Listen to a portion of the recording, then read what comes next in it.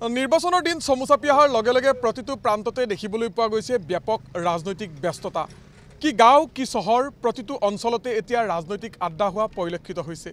উপস্থিত আছে এখন ই ৰিক্সাৰ ওপৰত আৰু এই ই ৰিক্সাখনৰ যিসকল যাত্ৰী সাধাৰণতে দেখিবলৈ পাই যায় সাধাৰণ যিসকল লোক তেওঁলোকে এই ই ৰিক্সাত যাত্ৰা কৰে। কেইগৰাকীমান যাত্ৰী আছে তেওঁলোকৰ লগত কথা পাতিম। তেওঁলোকৰ ৰাজনৈতিক ব্যস্ততা কেনেকুৱা ধৰণৰ, কি ধৰণে তেওঁলোকে এইবাৰ নিৰ্বাচনত আশা প্ৰত্যাশা তেওঁলোকে কৰে, গোটেই কথাখিনি পাতিম। প্ৰথমে এগৰাকী মই যুৱক মোৰ লগত আছে, অকণমান আপোনাৰ ওচৰলৈ আহিছোঁ। কেনেকুৱা ৰাজনৈতিক ব্যস্ততা কেনেকুৱা, কি হ'ব এইবাৰৰ নিৰ্বাচন? ৰাজনৈতিক ব্যস্ততা বুলি ক'লে বিশেষ ব্যস্ততা আমাৰ নাই, কাৰণ আমি বৰপেটা লোকসভা সমষ্টিৰ অন্তৰ্গত বৰ্তমান টিহু সমষ্টিৰ আমি বাসিন্দা। আৰু এই বৰপেটা লোকসভা সমষ্টিৰ আগৰ যিসকল সাংসদ, আমি সাংসদসকলক আচলতে আমি ইমানখিনি বয়সত আমি সাংসদগৰাকীক কোনো কাৰণতে আমাৰ অঞ্চলত আমি তেওঁলোকক আমি দেখা নাই। আৰু ইলেকশ্যনৰ সময়ত আমি কেতিয়াবা দেখিছিলোঁ সাংসদগৰাকী, বা এতিয়াও আমি তেনেকুৱা দেখিছোঁ যে ইলেকশ্যন আহিছে, যেনেদৰে বহাগত কুলি চৰাই আহে, ঠিক তেনেদৰে ইলেকশ্যনৰ সময়ত সাংসদবিলাক গাঁৱে ভূঞে চহৰে বা ঘৰে ঘৰে আচলতে সাংসদবিলাক আহে। কিন্তু তাৰ পিছৰ পৰ্যায়ত যে এটা সমষ্টিৰ এখন গাঁও বা এখন এটা অঞ্চলত কি উন্নতি কৰিব লাগে সাংসদগৰাকী, আমি আচলতে সেইবোৰ কথা আমি কোনোদিনে ভবা নাই বা তেওঁলোকে ভবা নাই। কাৰণ আমি যোৱাবাৰৰ সাংসদ আব্দুল খালেক ডাঙৰীক আমি আমাৰ অঞ্চলত আমি ভাল স্বচক্ষে এবাৰো দেখা পোৱা নাছিলোঁ। আৰু এইবাৰো যে যিগৰাকী ব্যক্তিয়ে ইয়াৰ পৰা জয় হ'ব বৰপেটা লোকসভা সমষ্টিৰ পৰা, তেখেতক যে আমি দেখিম পৰৱৰ্তী সময়ত, সেইটো আমাৰ কিন্তু এটা সন্দেহ আছে। আৰু আমি যুৱক হিচাপে এইটোৱে বিচাৰোঁ যে বৰপেটা লোকসভা সমষ্টিৰ পৰা যিগৰাকী সাংসদ হিচাপে নিৰ্বাচিত হ'ব, তেখেতে যাতে দিল্লীত গৈ নিমাতী কইনাৰ দৰে বহি নাথাকি কেৱল আমাৰ অসমক প্ৰতিনিধিত্ব কৰা এগৰাকী সাংসদ হিচাপে, আমাৰ সমষ্টিক প্ৰতিনিধিত্ব কৰা সাংসদ হিচাপে যাতে আমাৰ সমস্যাসমূহ তুলি ধৰিব পাৰে, তাৰ কাৰণে আমি তেওঁলোকক আহ্বান জনাব বিচাৰিছোঁ। কাৰণ আমি এগৰাকী যুৱকে আমি সেইখিনি আশা কৰোঁ যে ইলেকশ্যনৰ আগত মানে কাৰোবাক দুটামান টকা দি দুটামান খানা খোৱাই যাতে ইলেকশ্যনৰ আগত ব্যস্ত কৰি নাৰাখে, যাতে প্ৰকৃতাৰ্থত আমাৰ সমস্যাসমূহ সমাধান কৰিব পাৰে, তাৰ কাৰণে সাংসদসকলে কাম কৰিব বুলি আশা ৰাখিছোঁ। কি হ'ব এইবাৰ নিৰ্বাচন? আমাৰ বৰপেটা লোকসভা সমষ্টিত এতিয়া নিৰপেক্ষভাৱে এটা কথা ক'ব গ'লে, আমি যিখিনি দেখিছোঁ যে বৰপেটা লোকসভা সমষ্টিত আমাৰ বঙাইগাঁৱৰ বিধায়ক তেখেতে অসম গণ পৰিষদ আৰু বিজেপি দলৰ পৰাই তেখেতে প্ৰাৰ্থিত্ব প্ৰদান কৰিছে। আমি যিখিনি দেখিছোঁ আৰু আমি যে ফণীভূষণ চৌধুৰী তাৰমানে জয় নিশ্চিত। এইকাৰণে জয় নিশ্চিত যে ফণীভূষণ চৌধুৰী অসমৰ ভিতৰতে 126টা MLAৰ ভিতৰতে এটা লেখত ল'বলগীয়া বিধায়ক। বিগত অসম আন্দোলনৰ পিছত 85 চনৰ পৰা তেখেতে বঙাইগাঁও সমষ্টিটোক প্ৰতিনিধিত্ব কৰি আহিছে। কোনোবাৰে 85 চনৰ পৰা কোনোবাৰে তেখেতে নিৰ্বাচনত হাৰা নাই।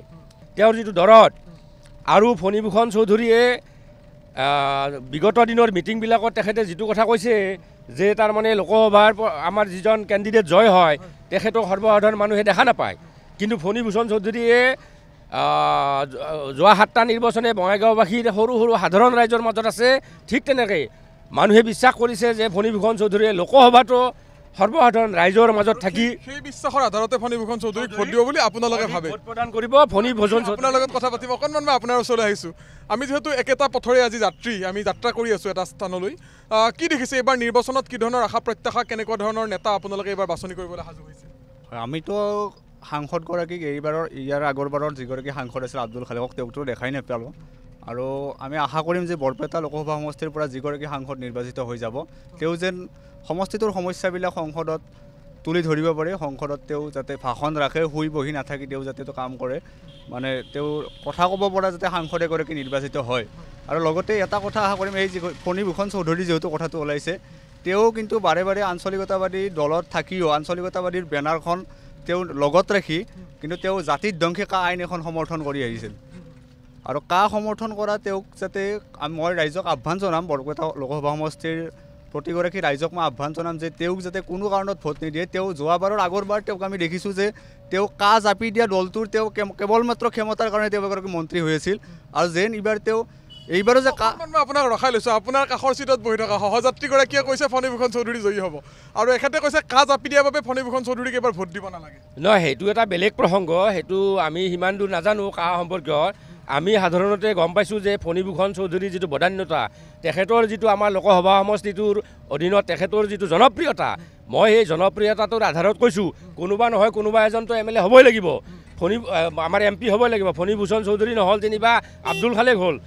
আব্দুল খালেকক সঁচা কথা আমাৰ এখেতে যেনেকৈ কৈছে আব্দুল খালেকক বিগত 5 বছৰত আমাৰ ইয়াৰ কোনো মানুহে এদিনলৈও দেখা নাই, কিন্তু ফণীভূষণ চৌধুৰী আমাৰ ৰাইজৰ মাজত আছে, আমাৰ ৰাইজে আদৰি লৈছে। এইবাৰ ফণীভূষণ চৌধুৰীক ভোট দিব বুলি আপোনালোকে ভাবে, কি হ'ব এইবাৰ নিৰ্বাচন?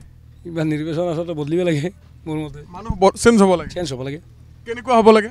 মোৰ মতে বেলেগ চৰকাৰ আহিব লাগে, বিজেপি চৰকাৰ নালাগে। চৰকাৰ নালাগে মোৰ মতে। কিয় বিজেপি চৰকাৰে নালাগে বহুত বস্তু বেছি দাম, চলিব নোৱাৰা অৱস্থা, আমি নিজেও চলিব নোৱাৰোঁ, আমি নিজে হেৰি কৰিব নোৱাৰোঁ, সেইকাৰণে মোৰ কাৰণে অসুবিধা।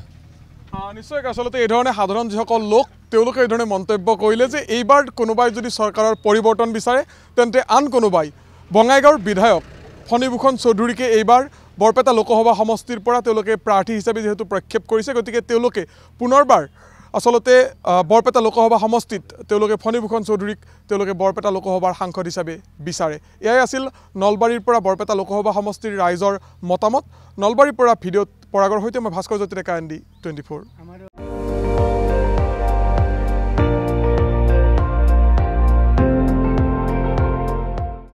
আপুনি চাই আছে ND 24, সৰ্বশ্ৰেষ্ঠ নহয় সৰ্বোত্তমৰ দৌৰত।